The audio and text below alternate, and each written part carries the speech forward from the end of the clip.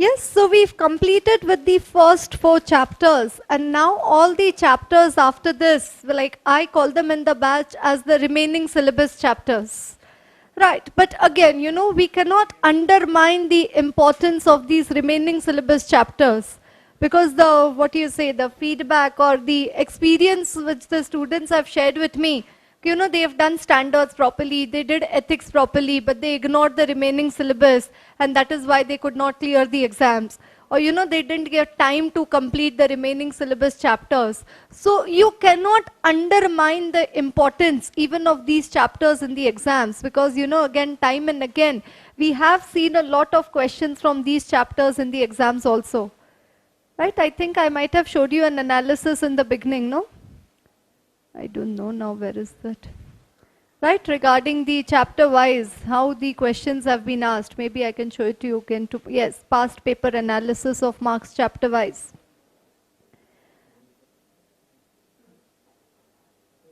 Okay, right. Yes, so if you look at it, we've completed the first 4 chapters, engagement and quality control, standard, ethics, CARO, and company audit.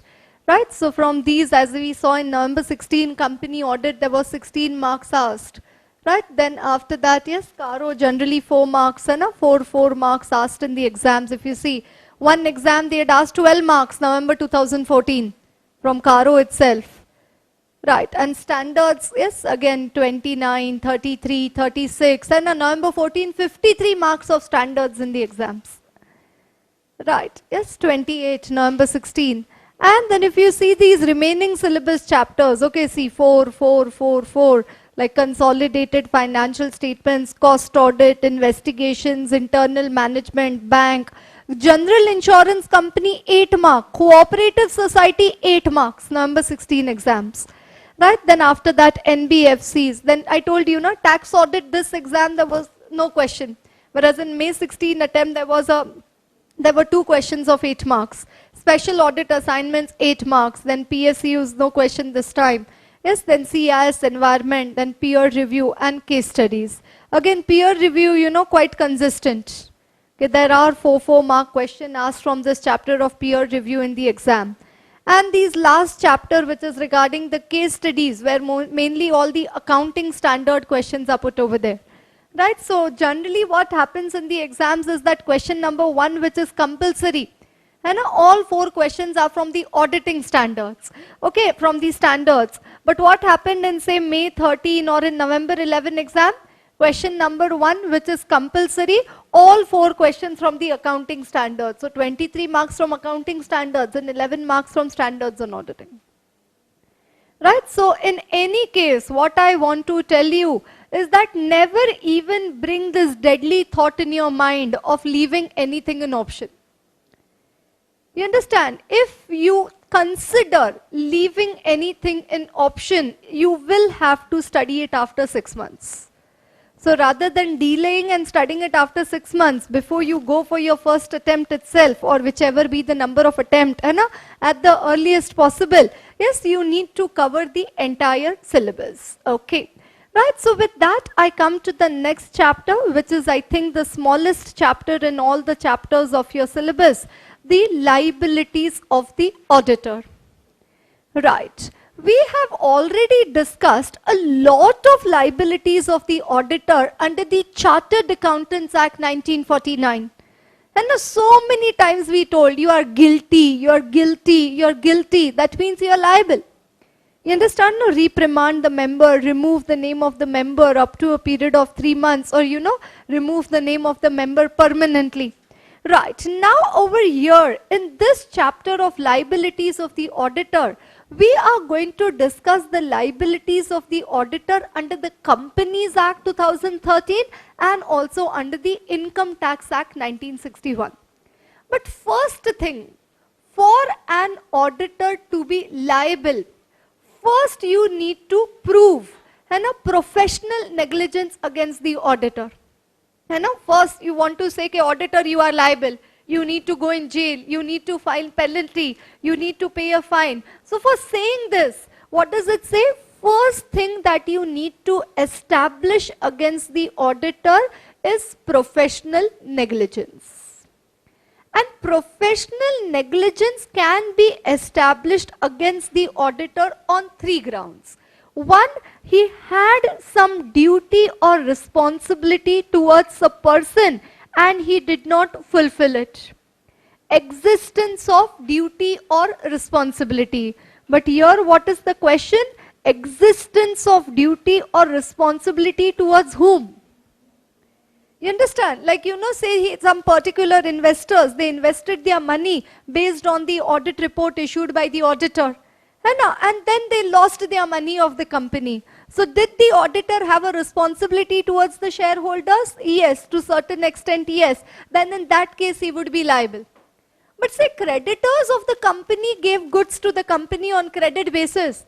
And the company defaulted in the repayment. That is why now they are saying auditor is liable. So everybody will stand in line and say auditor is liable. Bank loan company did not repay, they'll say auditor is liable. So first you need to check the existence of duty or responsibility towards whom. Second one, there should be some breach of duty or negligence. Yani ke say he breached confidentiality. He did not do the audit in accordance with the auditing standards. His report was not in the format prescribed by law or as prescribed in the auditing standards. So there has been some breach of duty. He did not prepare an audit program. There was no proper DSR of the work, direction, supervision, review of the work. Yani ke he did not perform his work with professional competence and due care. So pehle to you had a responsibility towards these people. Second, you did not fulfill your responsibility properly. And third, because of that, it has led to certain losses. Because the golden rule is no damages without losses. You understand? Say, just as an example, and just lightly I want to tell you. You say, the auditor had to write in its report, we have conducted our audit in accordance with the standards on auditing specified under section 143 subsection 10 of Companies Act 2013. Now actually you never write Companies Act 2013, you will write of the Companies Act 2013. And the auditor did not write this in his report. So now the shareholders are saying, no, he is liable. He has been professionally negligent. So first thing you tell me, did you suffer any loss because he did not write the word the? They say, no, this is not right. He has been professionally negligent. There has been breach of duty or negligence. There is responsibility towards us. But what loss did you suffer if he did not use the word the?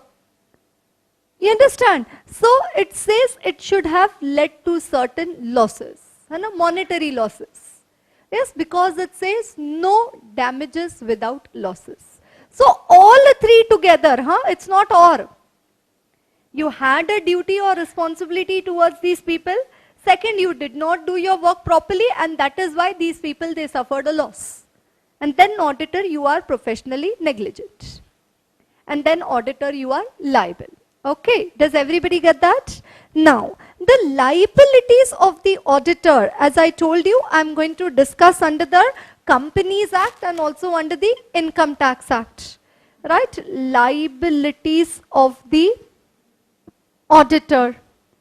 We are going to discuss under the Companies Act 2013 and under the Income Tax Act 1961.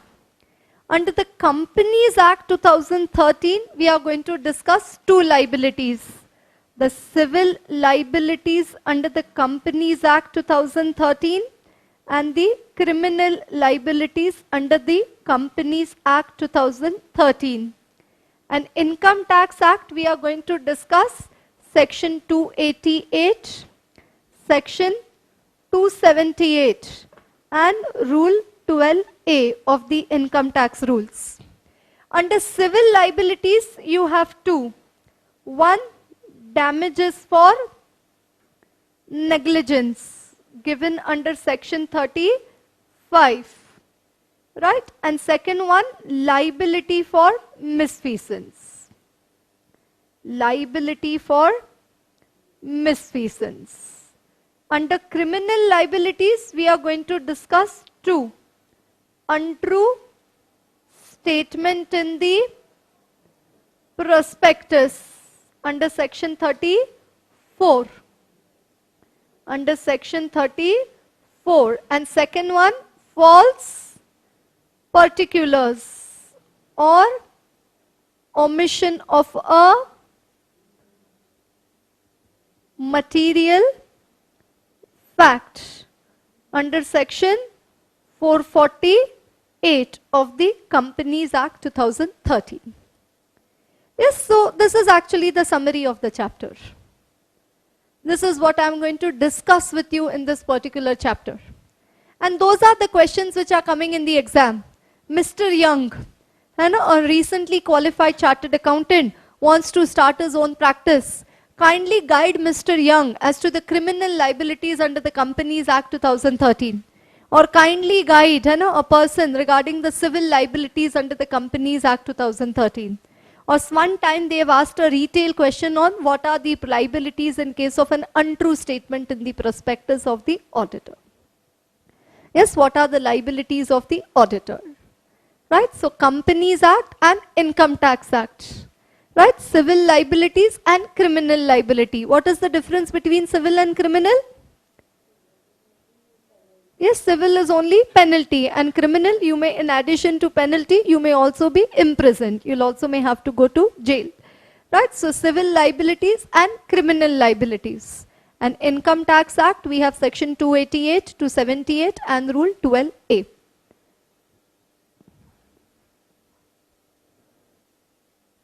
Done, everyone?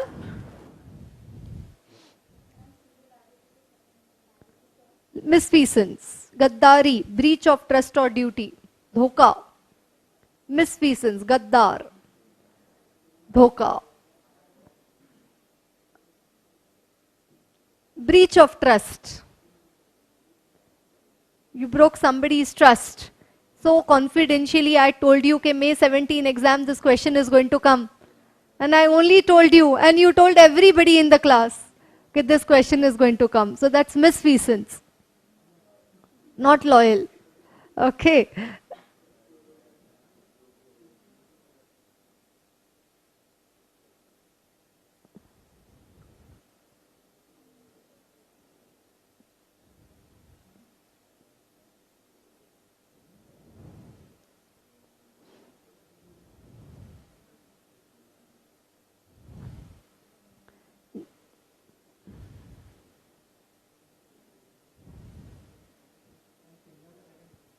Yes, criminal liabilities, false particulars or omission of a material fact. False particulars or omission of a material fact.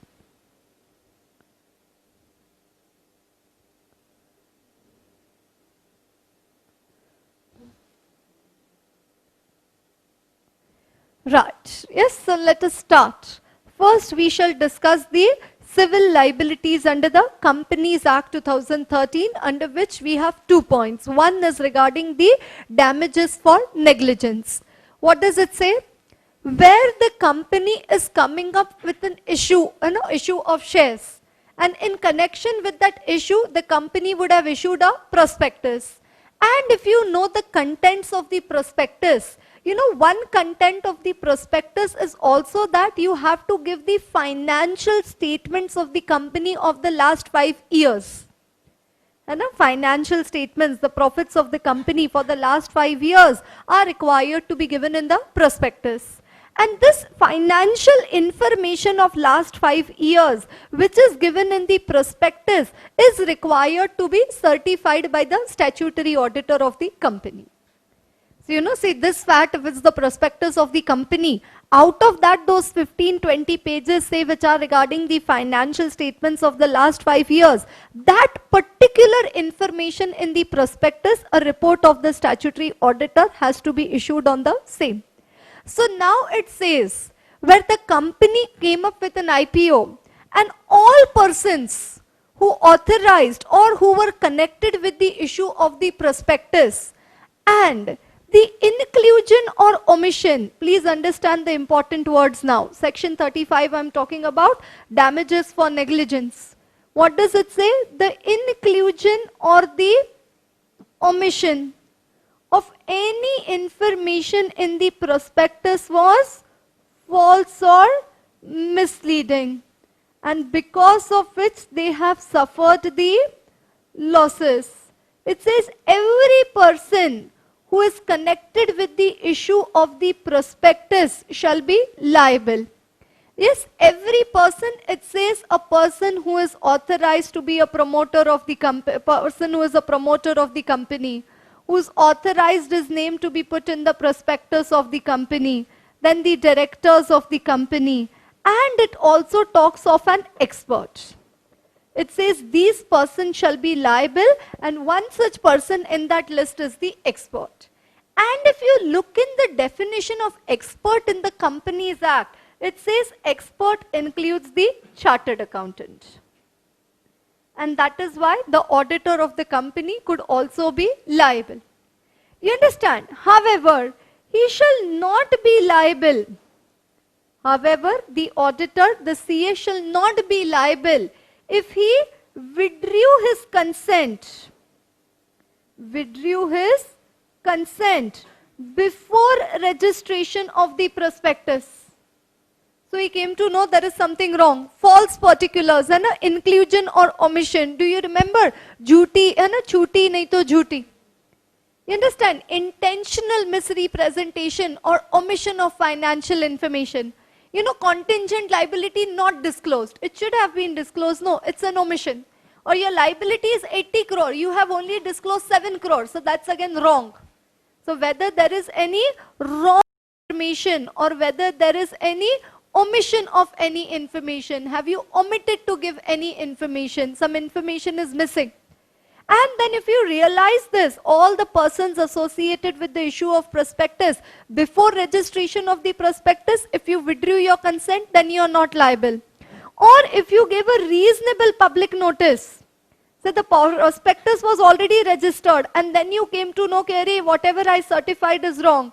So you gave a reasonable public notice after registration of the prospectus, then these are the two things which can save you. If what are the two exceptions? If he withdrew his consent before registration of the prospectus or gave a reasonable public notice after the issue of the, after the registration of the prospectus. Okay. Then what does it say? Notwithstanding anything contained in this section, every person who associated himself with the issue of the prospectus, and it is so found that the prospectus was issued with an intention to defraud the applicants. The prospectus was issued with an intention to defraud the applicants. Like many companies, it may so happen, no? They come up with an IPO, they raise the money and then they shut down the company and run away. Right? So the prospectus of the company was issued with an intention to defraud the applicants or for fraudulent or unlawful purposes. Then it says every person connected with the issue of the prospectus shall be personally responsible. Okay, what does it say? Personally responsible. As you said, unlimited liability without any limitation of liability. Without any limitation on the liability. Yes, if it is so found that the prospectus was issued with an intention to defraud the applicants or for fraudulent or unlawful purpose, then every person who authorizes, authorizes the issue of the prospectus shall be personally responsible, personally liable without any limitation of liability. Right, so that's the first one over there regarding the damages for negligence. Very important over there. What does it say? The inclusion or omission, right, of any information in the prospectus is false or misleading, right, and has sustained any loss or damage. The company and every person who is a director, who authorized himself to be named and is named in the prospectus, is a promoter of the company, authorized the issue of the prospectus, and is an expert. And Nietzsche, if you go to the next page, what do you see? Okay, expert also includes the chartered accountant. Are you seeing it on the next page? The expert also includes the chartered accountant. And then here, again, come back to the first page. No person shall be liable if he proves that having consented to become a director, he withdrew his consent before the issue of the prospectus or gave a reasonable public notice if he became aware of its issue after the, it was issued without his knowledge, and after the registration of the prospectus. And then the second sentence which I told you, notwithstanding anything contained in this section, where it is proved that the prospectus has been issued with an intention to defraud the applicants or for any fraudulent or unlawful purposes, every person shall be personally responsible without any limitation of liability for all the losses or damages that may have been incurred by any person who subscribed to the securities on the basis of such prospectus. Right? And then after that, the second one is liability for misfeasance. What are the two under civil liabilities? What are the two under civil liabilities? Damages for negligence. And second one, liability for misfeasance, implies breach of trust or duty. Simple example, I can say that you've breached confidentiality. Not to disclose the secrets of the client unless required by law or taken prior consent, but you've breached confidentiality. So the auditor would be guilty of misfeasance if he's been guilty of any breach of trust or negligence in the performance of his duties, again which has resulted in some loss or damages. Right? Because what did we say? No damages without losses. Right? So does everybody understand? Yes, section 35, you have to use these wordings in your answer. Yes, inclusion or omission of any information in the prospectus is false or misleading. Like, if you look at the question bank, right, they have asked you question once regarding, see how the question comes. Yes, Mr. Arjun, a newly qualified CA, started his practice, wants to specialize in audits of corporate and requires your advice on the criminal liabilities of an auditor under the Companies Act. Or briefly explain the criminal liabilities of an auditor.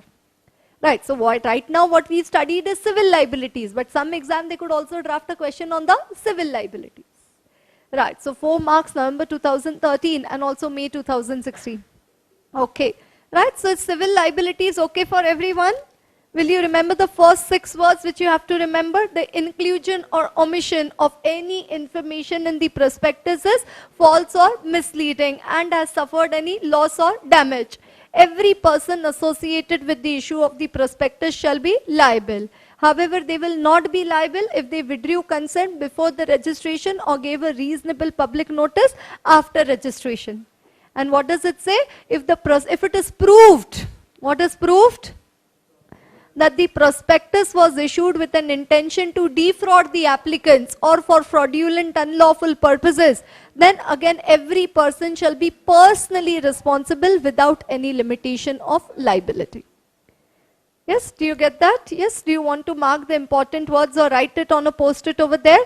Because in the exams, unless and until the examiner sees these words in your answer, you're not going to get the marks.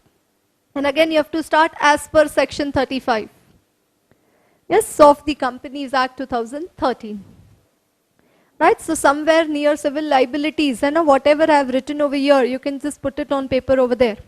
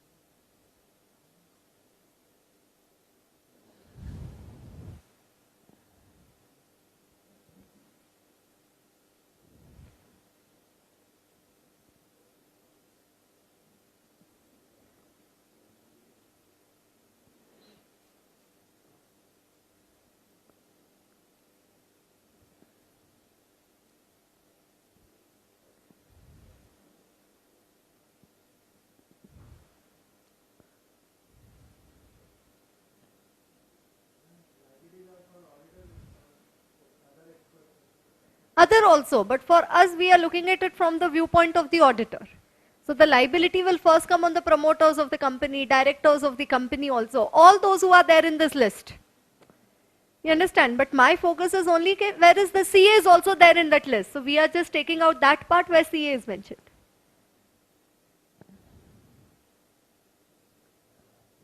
Done?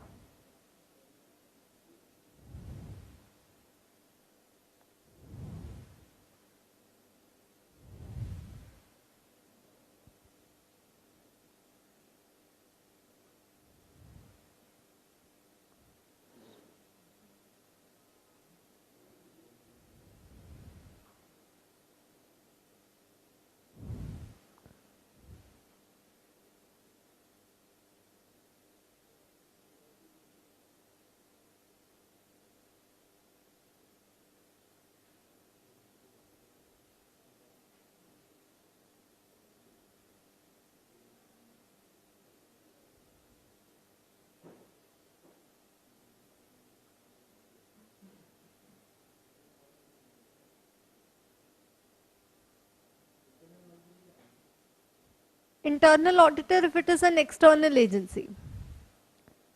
Internal auditors could be in-house also, no? And do internal auditors have any role with regard to the issue of prospectus? So then they will not come. Done? Right. Then after the civil liabilities, now we come to the criminal liabilities. Yes, no talking in the class. Right. Yes, now again in the criminal liabilities, what is the heading? Untrue statement in the prospectus. So actually with a different name, but we've studied this under civil liability also. Under civil liability, we call it as damages for negligence, but everything which I discussed over there was also regarding prospectus only, no? The inclusion or omission of any information in the prospectus is false or misleading, and any person has suffered any loss or damage. Yes, then it says a company and every person shall be liable. So now here also untrue statement in prospectus. But what is the main difference? It says civil liability where some other persons have done the fraud and what report you have given is wrong, then civil liability. And when you were a party to the fraud, when you participated in the occurrence of the fraud, then in that case it says it could also lead to a criminal liability. So that depends upon the intention. So again, what does it say? Now as per section 34, and a criminal liability is an ATF. You've seen that it has been asked 2 times. Right? So criminal liability. As per section 34 of the Companies Act, where a prospectus issued, circulated or distributed under this chapter includes any statement which is untrue or misleading, yani ke false or misleading, in the form or context in which it is included, or the inclusion or omission. Yani ke again similar to what we studied under damages for negligence, no? Inclusion or omission of any information in the prospectus is untrue or misleading. Every person who authorizes the issue of the prospectus shall be liable under section 447. After we finish studying both the criminal liabilities, then we are going to see what is section 447. After we finish studying both the criminal liabilities. So again for criminal liabilities, what do they say? The inclusion or omission. है ना? Criminal liabilities. Yes, under criminal liabilities, again what they are saying under section 34. So this is again with the issue of the prospectus only. What does it say? The inclusion or the omission of any information in the prospectus is untrue or misleading. Then every person shall be now liable under section 447. Every person liable under section 447. There what was the exception? Under civil liabilities, what was the exception? withdrew his consent before issue of the prospectus or gave a reasonable public notice after the issue of the prospectus. Here, what is the exception? He had no reasonable ground to believe that whatever he has certified is not right, and did up to the time of issue of the prospectus believe the same. Right? So no reasonable ground to believe. So here, this is the exception. So do you find there is a difference in the exceptions of the two? There it says withdrew the consent before the issue of the prospectus or gave a reasonable public notice after the issue of the prospectus. Here what does it say? He says I had no reasonable ground to believe. And he had proves that does not apply to a person. If he proves that the statement or omission was immaterial, or that he had a reasonable ground to believe and did up to the time of issue of prospectus believe that the statement was true or the inclusion or omission was necessary. So what does it say? I still continue to believe to what I said. Right? So rather than writing no reasonable ground to believe, you can write that he had a reasonable ground to believe. What? That the inclusion or omission was necessary. That the inclusion or the omission was necessary. Inclusion or the omission was necessary. That's the first criminal liability under section 34. And second criminal liability comes under section 448. And I really appreciate, the drafting of section 448 of the Companies Act 2013. You understand? Look at the wonderful drafting that they have done of section 448 of the Companies Act. What does it say? In any return, report, certificate, financial statement, prospectus, document, issued under any of the provisions of this act or the rules made there under, any person, wholesale, no? Any. In any return, report, certificate, financial statement, prospectus issued under any of the provisions of this act or the rules made there under, any person makes a statement. Any person makes a statement which is false, knowing it to be false, or omits the material fact, knowing it to be material, shall be liable under section 447. Makes a statement which is false, knowing it to be false, or omits a material fact, knowing it to be material, shall be liable under section 447. All inclusive now, 448. In any return, report, certificate, financial statement, prospectus, और बच गया हो गया तो document लिख दिया. Issued under any of the provisions of the act or the rules made thereunder. Any person makes a statement which is false, knowing it to be false, or does not believe it to be true. दोनों बातों में फर्क होता है. Which is false, knowing it to be false, or does not believe it to be true. Or makes omits information, knowing it to be material. Omits a material fact, knowing it to be material, shall be liable under section 447. And what is the liability under section 447? The amount of fine is at least equal to the amount of fraud, which may extend to 3 times the amount involved in the fraud. And minimum period of imprisonment is 6 months, which may extend up to 10 years. And what is in public interest, then the minimum period of imprisonment would be 3 years. Yesterday I discussed this with you, when I discussed removal of auditor by tribunal or CG. You remember, satisfied. The tribunal either suo moto or on an application received from CG or any person concerned. Acted, abated, colluded. You remember? Right. So this is criminal liability. What is first criminal liability? As per section 34, the inclusion or omission of any information in the prospectus is untrue or misleading. Every person who authorizes the issue of the prospectus shall be liable under section 447. However, he will not be liable if he has reasonable ground to believe and did up to the time of issue of such prospectus believe that the inclusion or omission was necessary. And then what does it say? Yes, section 448. In any return, report, certificate, financial statement, prospectus issued, document issued under any of the provisions of the Act or the rules made thereunder, any person makes a statement which is false, knowing it to be false, or omits a material fact, knowing it to be material, shall be liable under section 447. Do you get that? Section 448, any, then after that any, and then any. Right? False, knowing it to be false, and omits a material fact, knowing it to be material. And what is the punishment it says? What does it say? At least equal to the amount. Okay. Yes, which shall not be less than, yes, not less than the amount involved in the fraud, but which may extend to 3 times the amount involved in the fraud. And not less than 6 months, but which may extend to 10 years. And public interest, then not less than 10 years. Right? And again, we need to come to this part now. Yes, this is the Companies Amendment Bill 2016 ka part.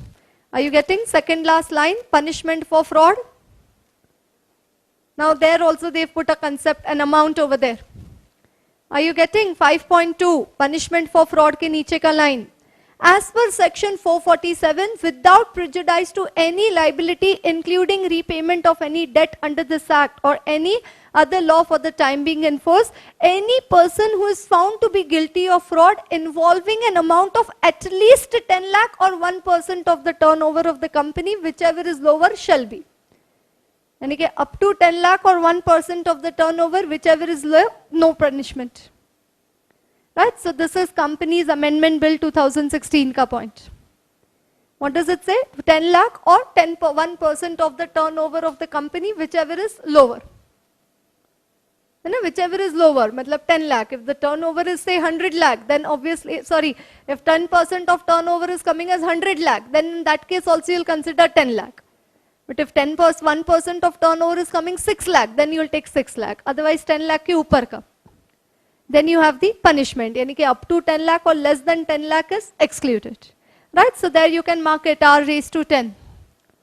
Yes, 10 lakhs or 1% of the turnover of the company, whichever is lower, shall be. Right? And then what does it say? If it does not involve public interest, any person, if the amount of fraud is lower than that prescribed above and does not involve public interest, any person guilty of such fraud shall be punishable with imprisonment for a term which may extend to 5 years, or with fine which may extend to 25 lakh, or with both. Right? So if it is less than 10 lakh or that above prescribed amount and it does not involve public interest, then what does it say? 5 years and 25 lakh, or with both. So 10 lakh ka fraud and 25 lakh tak ka fine. Yes, that is what they are saying. So that first sentence and the last sentence in the punishment for fraud is R raised to 10. Are you getting? That's the new thing. 10 lakh or 1% of the turnover of the company, whichever is lower. If it is higher than that, then you will apply the following. Otherwise 5 years or 25 lakh. Yes, otherwise 5 years or 25 lakh. Then after that, we've completed with the criminal and civil liabilities under the Companies Act. Now we come to the liabilities under the Income Tax Act. What does it say? Under section 288, 278 and rule 12A. So descending order, no? You understand descending order? Ascending order, descending order. What is descending order? Big to small, no? So this is big to small, no? 288, 278 and rule 12A. Right, 288. What does it say? A CA not to represent before the tax authorities. It says CA, you are not going to represent before the tax authorities. One, if you are guilty of an offense under the income tax law. Or second, if you are guilty of professional misconduct under the Chartered Accountants Act. Or if you have attracted any of the disqualifications of the company auditor under section 141 subsection 3. Because all the disqualifications for the company auditor are also now applicable to the tax auditor of a company. So what does it say? You don't come to us. Which CA should not come to the tax authorities? Who himself has convicted an offense under the income tax law. It says what? You will represent client before tax authorities. Right. Second, who's been guilty of professional misconduct by ICAI, or who is disqualified under section 141 subsection 3 of the Companies Act. It says such a chartered accountant not to represent before the tax authorities. Which CA not to represent before tax authorities? Guilty of an offense, convicted of an offense under the Income Tax Act.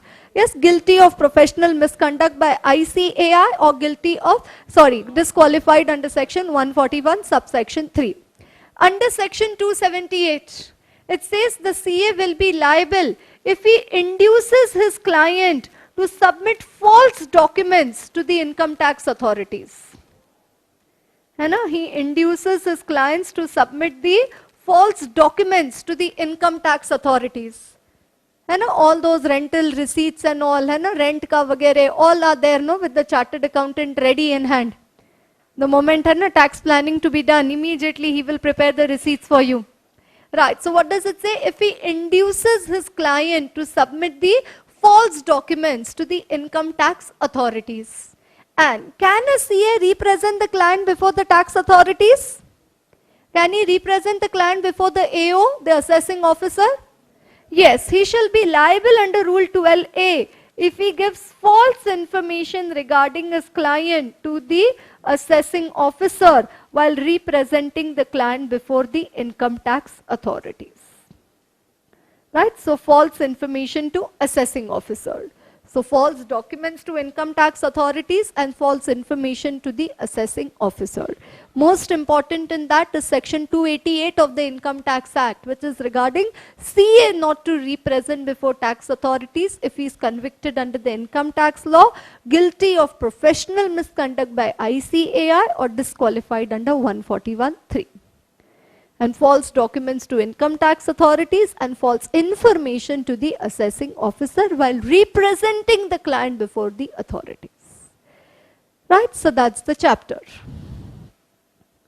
Right, like when I had done my P1 at Zavre, so the maths teacher, GB Joshi sir, he used to take lots of problems on permutation, combination and those chapters, and he used to keep on saying this one sentence in the class, okay, simple questions, ample marks. If you've done class with him, you might have heard this sentence. Okay, so that sentence comes to my mind, when I start discussing the remaining syllabus with you. Because standards, you saw your condition today morning, today afternoon, 12 or 30. Did you not see your condition? I'm asking you what are the steps involved in a sampling plan, you're telling me something else. I'm asking you the factors affecting the agreement between auditor and auditor's expert, you're telling me the qualification and experience of the expert. Not your fault also, yaar, because it's so voluminous. Okay, so that is why relatively criminal liabilities of the Companies Act you do properly. And if it comes, higher probability of gaining marks over there, no. See, life is very difficult with standards. Okay, first thing, you at least understand that this is a question of 620. I'd say that itself will make you pass in the exam if you are able to identify the as per. उतना भी कर लिया तो बहुत बड़ा काम कर लिया आप लोगों ने कि you are able to identify which standard they are asking the question. You understand? So, but obviously, standards also, there is no question of leaving anything. But this, it becomes a scoring part, like when civil liability, criminal liability, so maybe all put together, there might be some more 500 questions in the remaining syllabus, all chapters put together. Right, so like this criminal liabilities is an important one over there, because has been asked twice in the exam. Okay, so let's have a look at the question bank. Okay, next one. Now question number 2. Okay, 4 marks, May 2014. So yet to repeat it again. In the assessment procedure of Cloud Limited, income tax officer observed some irregularities. Therefore, he started investigation of the books audited and signed by Old, a practicing CA. While going through the books, he found that Cloud used to maintain 2 sets of book. One the official set and the other is covering all the transactions. Income tax department filed a complaint with the institute saying Old had negligently performed his duties. Comment. Many will go to 712. Negligent, no? But because he is old, that is why you are not on his side. Is he grossly negligent, Mr. Old?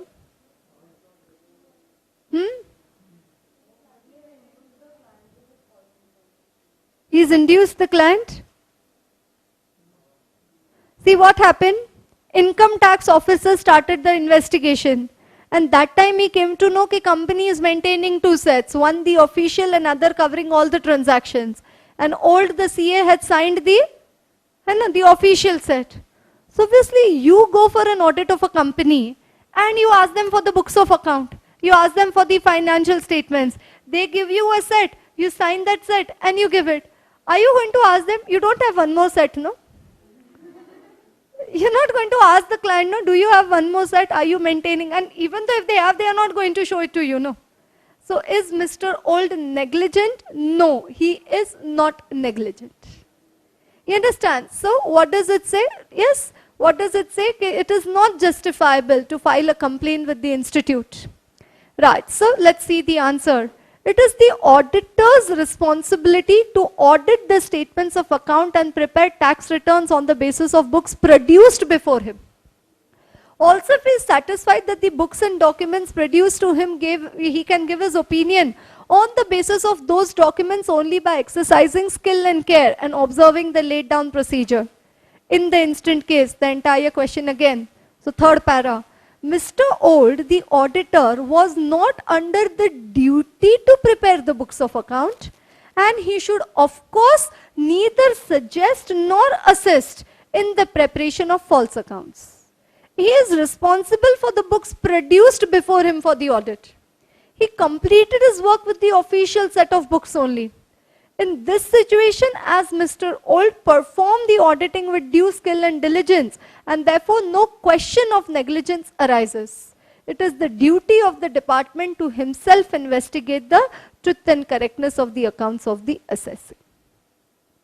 Right? So no question of negligence arises. Right. Yes, next question. A misstatement had occurred in the prospectus issued by the company. So you have to write down both civil and criminal. And last one, untrue statement in this report. So again, you have to write down regarding section 35. No? So they've asked damages for negligence. Section 35 is damages for negligence and section 34 is untrue statement in the prospectus. Right? So that completes the chapter on the liabilities of the auditor. Right? So then now coming to the next chapter, which is regarding audit committee and corporate governance. Yes, companies which are listed or which are desirous of getting listed have to comply with the listing agreement of SEBI. You want to get listed? Then this is SEBI ka listing agreement. In that listing agreement of SEBI, there is clause 49 of the listing agreement. And this clause 49 of the listing agreement is regarding corporate governance. Okay. In that corporate governance, one of the requirement is regarding to form an audit committee. But because audit committee is such an important part of corporate governance, that is why the chapter has been named as audit committee and corporate governance. So actually, to form an audit committee is just one requirement of corporate governance.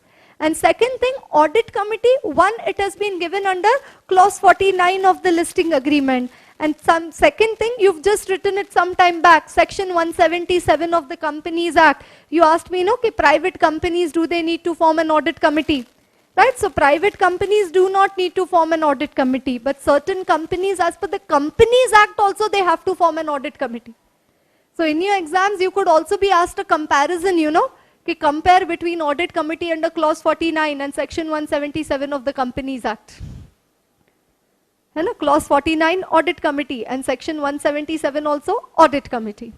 Okay, so what we are going to first discuss over here is the clause 49 of the listing agreement. And then after that we will also discuss the section 177 ka audit committee. But first thing, what do you mean by the word corporate governance? Yes. corporate governance. Who are the owners of the company? Shareholders. Who are the runners of the company? The management, the board of directors. So it says the company being run by the board, by the management, in the best interest of the stakeholders. That is corporate governance. The company being run by the management in the best interest of the stakeholders. That is corporate governance, by ensuring greater transparency in financial reporting. Timely financial reporting, transparency in financial reporting. So it says directed and governed by the management in the best interest of the stakeholders, by ensuring greater transparency and timely financial reporting. Right? The board of directors are responsible for the governance of their companies. Right. So do all listed companies have to comply with the code of corporate governance? Do all listed companies, Bombay Stock Exchange, National Stock Exchange, do all listed companies have to comply with the code of corporate governance? It says yes, except. Shall not be mandatory for the time being in respect of the following classes of companies. So it says all listed companies have to comply. But amongst listed also, those listed which have a net worth of 10 crore and paid up share capital of less than 10 crore and net worth of less than 25 crore need not comply with the code. And second one, it says those which are exclusively listed on the SME ITP platform. Small medium enterprise, information technology platform. It says these companies need not comply with the code of corporate governance. And if they exceed the limit, यानी कि paid up share capital exceeds 10 crore or net worth exceeds 25 crore, then within 6 months they have to comply with the code. Right? This question has not been asked in the exam so far. So question number 7 के लिए write short notes on applicability of clause 49. So that's an R raised to 10. And now we are going to study a lot of questions which are suitable candidates for question number 7. Write short notes on. Right? So applicability of clause 49. So listed companies always. For some listed companies it says it shall not be mandatory. Which listed companies it may not be mandatory? Yes, it's not mandatory. Paid up share capital of less than 10 crore and net worth of less than 25 crore. And if they exceed the limit, then within 6 months they have to comply with the code, and companies which are listed exclusively on SME ITP platform. Then the company has to give a corporate governance report in their annual report. And non-compliance with any of the mandatory requirement is again required to be given with the reasons. And a certificate is to be obtained from the statutory auditor. So this is other income for statutory auditor. And a certificate of corporate governance, whether the company has complied with the code of corporate governance. You understand? So in the annual report of the company, a report on corporate governance is to be given. Second one, a certificate of the statutory auditor, whether the company has complied with the code. And in addition to that, SEBI has also set up a monitoring cell to find out, to track these non-compliances with the code. Are you getting that? Okay, so Infosys known to be one of the best companies when it comes to corporate governance. So if you look in this annual report 2015-16, you see their corporate governance report. What does it say? Our corporate governance philosophy.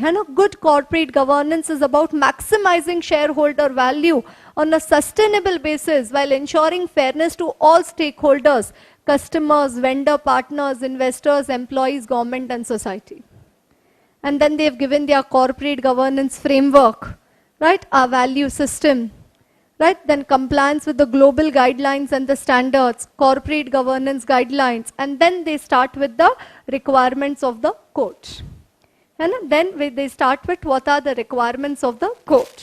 Right? So I'll just pick up the first point for right now, which is regarding the board of directors. So what did I tell you? One main thing which they are talking of in corporate governance is audit committee. But there are also a lot of other things which they talk of in the code. Do you understand when I say now code?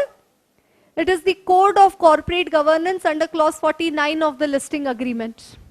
This is the requirement. For companies which are listed, you have to comply with all of this. And what is the first requirement? It talks about the composition of the board of directors. What is the first requirement of the code? It talks about the composition of the board of directors. And what does it say? At least 50% should be non-executive directors and at least one woman director to be on the board of the company. Who is non-executive director other than managing whole-time director?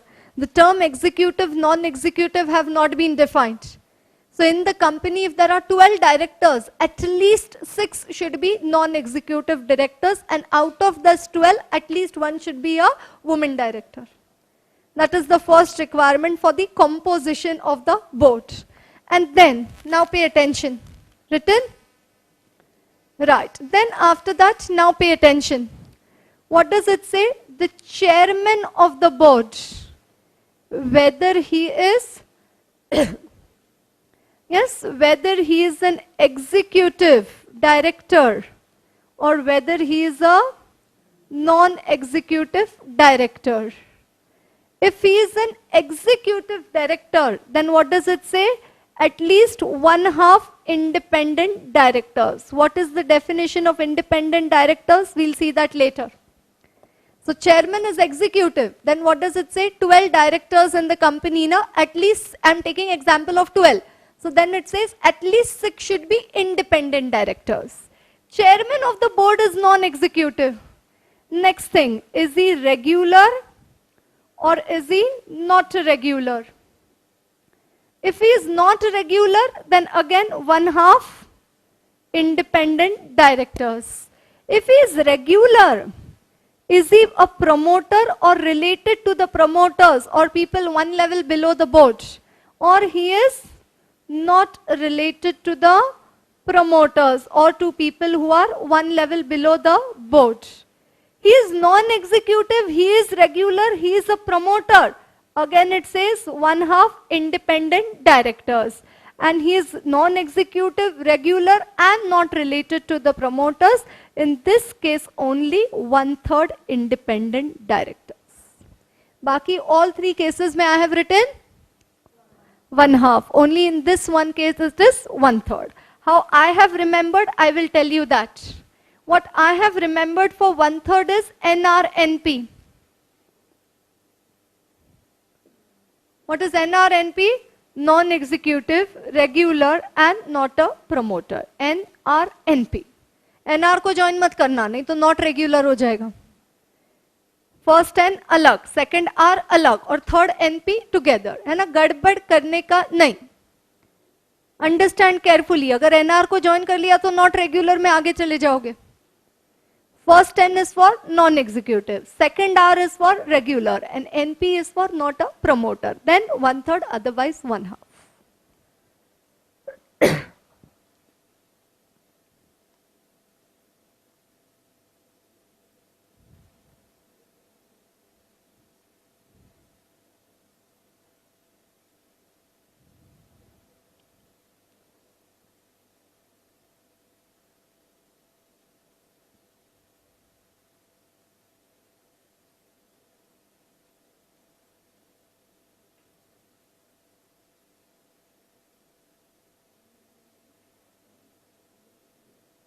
तो पहला, what is the first requirement for the composition of the board?